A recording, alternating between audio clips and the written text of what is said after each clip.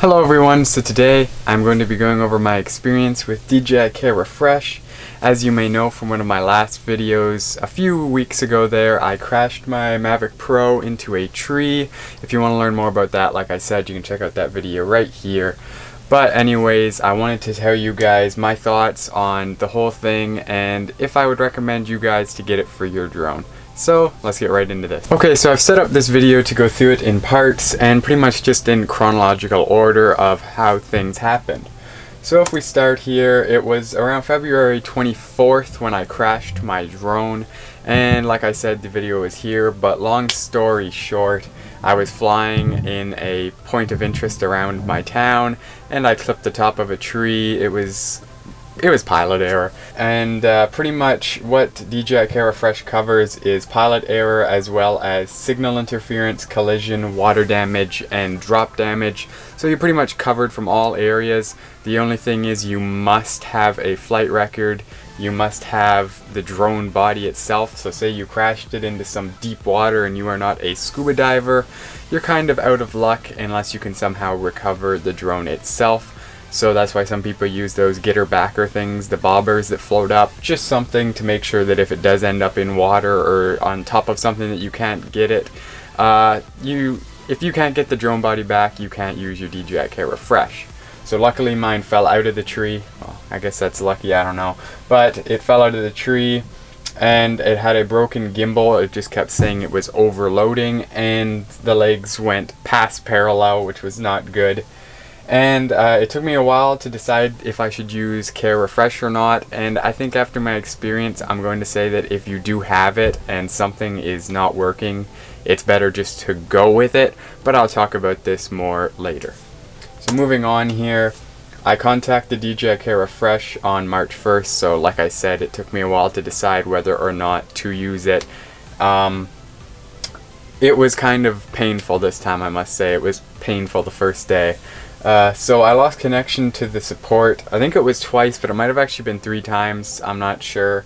It was very unnecessary how many times I lost connection.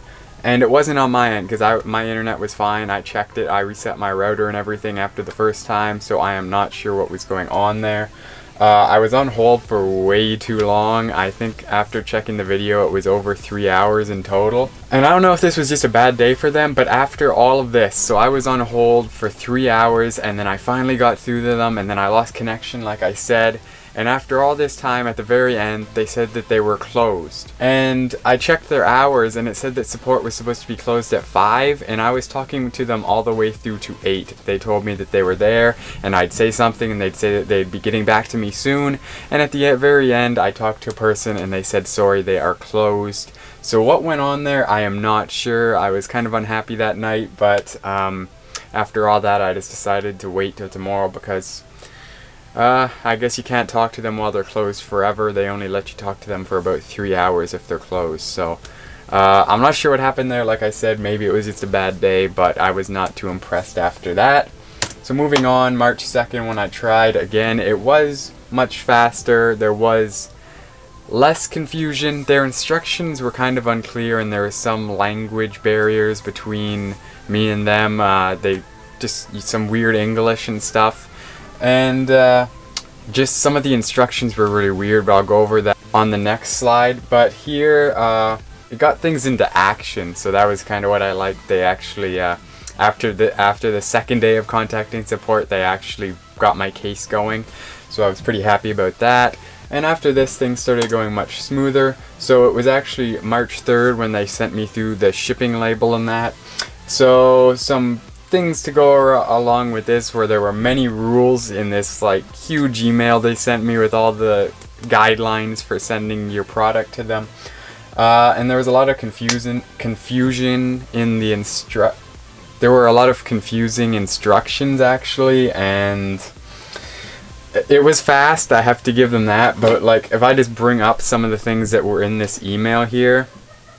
So basically, like when I was talking to them on here, they said please send your battery after the crash. And then down here, do not ship swollen or punctured batteries. And then you go down and it says please do not include any batteries. So why would they say not to send swollen ones? It's just a lot of confusion. And after all of this, after reading this, they had already told me in the DJI chat to send the battery. So I just ended up sending it and marking down that I did, because at the very bottom here it says if you fail to do any of these steps, they are not liable for if any of your products get lost. So I would not want to send a battery and just not receive one back. So I wrote it down very clearly on the list of things that I was sending. And luckily I did receive a brand new one, because they said it was broken. I didn't think it was broken. There was no punctures or anything. I just sent it because they told me to. So that was a bit confusing. And there's just a lot of things here that kind of overlap. So just a quick list of the things that you would need to have if you were to go through DJI Care Refresh are: so you have to print this form. You have to send proof of purchase or a copy of proof of purchase. Not to ship swollen or punctured batteries. Do not include any accessories such as batteries. So I'm not sure what the point of saying not to send punctured batteries, but kind of confusing. You have to send back your aircraft body, gimbal, and remote controller, and do not include any non-DJI equipment. So I actually had to take off my skin from my drone that you've seen in some of my other videos. It's somewhere here. I'm gonna end up throwing that out, but yeah, don't send it with the skin. They will not be impressed about that. Pack your equipment safely, so you're gonna have to use a box. Not this box. They said if you send it in original product packaging, they will not accept it, so don't do that. And I think that's the whole list. The rest just apply to Osmo and stuff. And also, sorry, there's one more. You have to sync your flight record so that they can see what happened and make sure that you fell in the guidelines of applying for Care Refresh. So after getting everything ready for shipping, I actually didn't ship it until the 15th. I was busy, and yeah, so there was not too much to say here. It was all through Purelator. I just brought it down to one local Purelator dealer. It was out by the 19th and shipped. No problems there. It didn't really have anything to do with DJI, but Purelator, kudos. Next was the damage assessment. That was already the next day, so the day after it arrived, they did a damage assessment. It was really fast, and they weren't too picky about things. They were really snappy, actually. And then to continue on here, the next day, so these are in 2 days after it arrives, they've already gotten to payment for it.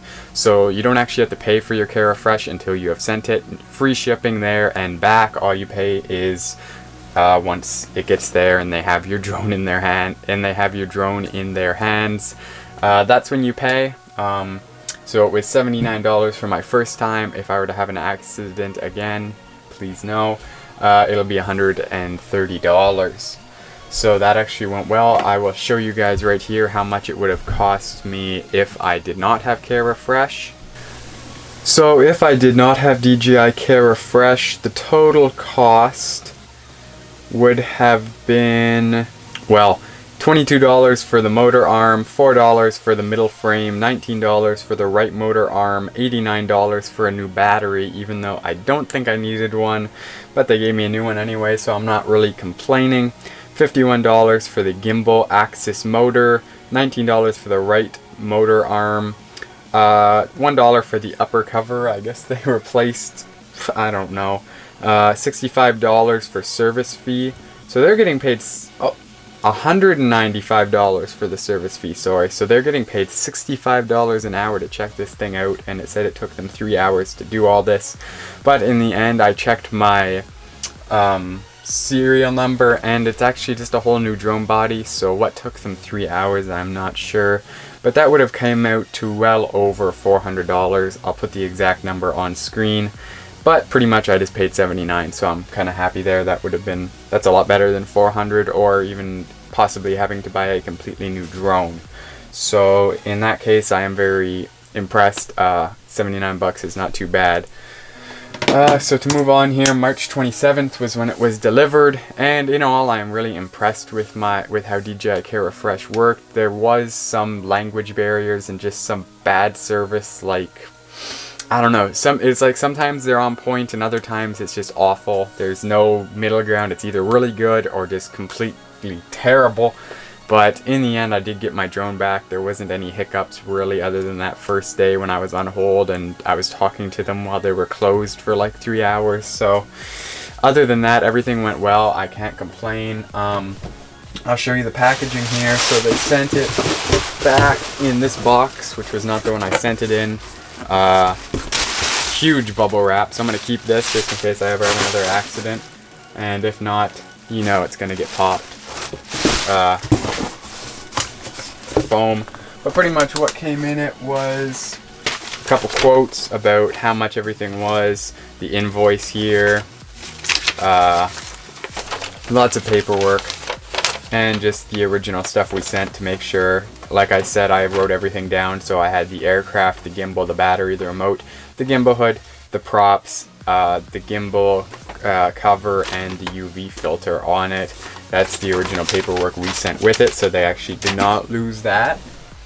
It also came with more bubble wrap and all the packing lists, just so they know what it is and where it's coming from. So it was actually shipped to Grapevine, Texas. And for what came with it, I got a drone, so the same Mavic Pro. It's not the exact same one that I sent because I checked the SN number and it is different. It seems pretty close to new. I'm not sure because it said that they would send one either brand new or of equal value. So I'm not sure what that means, but I'm guessing that that would mean something that it might be like refunded or something that someone has returned. But basically I got a new drone. It looks like the gimbal cover here actually has quite a few scratches on it. I have not flown this yet. I just literally took it out of the packaging and set it on my desk, and it's been there ever since. But as you can see, it looks like there's some like scuffs on that. I'm not sure if that was them or what. The gimbal cover looks brand new, and the drone body itself doesn't have a mark on it, so I would say I did get a brand new drone body. I'm hoping that this was one that was produced after like late 2017 or so, because the ones before then still had that really bad 1080p at 60 frames per second problem, and I was happy that I purchased mine after that, so mine did not have that horrible 1080p 60 mush quality. But if it was from before, I guess I'm just gonna have to live with that. I got a new drone, it's not broken, so I'm happy. They sent new props because, as you know, all of the ones when I crashed it got completely torn off. They were just the little parts that attached to the motors left, and these were just gone. So they sent me new props, they sent me a gimbal cover and the clamp, and the UV filter, obviously. And yeah, I'm pretty impressed that it looks all brand new. I'm happy with that. And if we set this over here, I am pretty sure this is the same controller I sent them because mine had some scratches on the screen. So this is either the exact same one I sent, or they've sent me another one that's been used as well. Everything looks fine on it, nothing's broken, so I'm happy about that.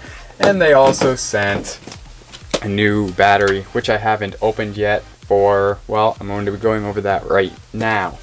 So I guess if you're in the market for a new drone and you're wondering if you should buy DJI Care Refresh or DJI Care for it, I would really recommend it. It's just a good barrier in case you're going to have a crash. It only lasts for 1 year and you cannot buy it again for the same drone. So it's just good to have there. You can get 2 replacements, and pretty much if they're getting paid $65 an hour, pretty much an hour of them fixing it is going to be pretty close to your first replacement, at least for a Mavic. And I don't see any way that you could go wrong with it. It's a lot cheaper than buying a brand new drone or getting it fixed by them without Care Refresh.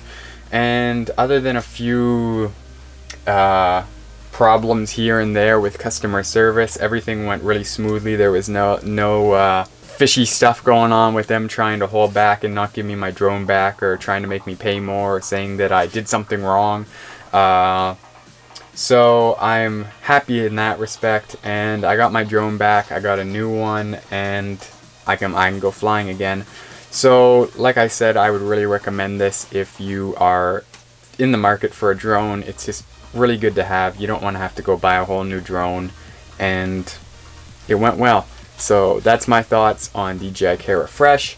And now my question for you guys is the one that I've been asking myself for a little bit here, and part of the reason I haven't opened this and that. I'm trying to decide if I should keep my Mavic Pro or if I should sell it and invest in a Mavic Pro 2, and if it is way too expensive for my liking, possibly a Mavic Air. So basically what my thoughts are is, if I sell this now, I can sell it almost as a new drone, just out of box, because, well, it's new from DJI. I have the brand new battery in box. I have the original box, a whole bunch of accessories for it, the remote, everything you need.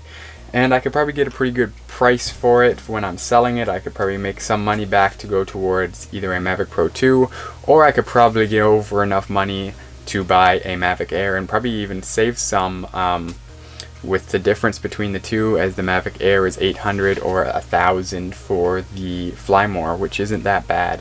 But really, I would really love a Mavic Air 2 whenever it comes out, because just everything we've been hearing about it seems really awesome.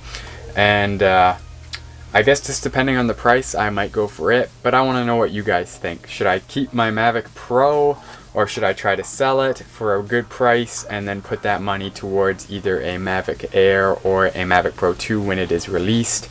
I am not going to fly mine until then, just so I don't have another accident. And for now, and I guess that's pretty much it for this video. Like I said, DJI Care Refresh, you can't really go wrong with it, other than a few service things here and there. Everything went really smoothly, they were really quick with stuff, and I got my drone back, so that's all I am looking for.